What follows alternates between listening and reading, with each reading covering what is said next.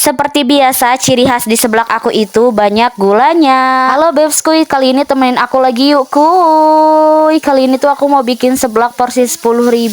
Ini mintanya sedang aja Buat ya. yang nanya untuk pedas di seblak aku tuh per level apa sedang, nggak pedas atau pedas? Jawabannya yaitu nggak di level sama sekali. Jadi kalian boleh minta sedang, pedas atau biasa aja gitu guys. Dan ada lagi yang komen itu sih kayaknya settingan gak sih guys pas masukin bumbu gulanya. Guys, mana ada aku edit pas masukin gulanya ke seblaknya. Kayaknya sih editor pinter sekalipun nggak bisa ngedit ya, Karena guys. emang asli 100% itu aku masukin 1 sendok gula dan 1 sendok garam. Kalau ditanya soal rasa ya rasanya pas-pas aja sih. Jadi guys, untuk rasanya tidak semenakutkan yang kalian pikirkan gitu. Tapi nggak tahu sih bagi sebagian orang yang ngerasa seblak Tapi guys, rata-rata yang udah ngerasain seblak aku itu pasti ketagihan balik lagi dan balik lagi. So jadi guys, emang ciri khas di seblak aku tuh manis dan asin. Terima kasih yang udah nonton sampai akhir and bye-bye.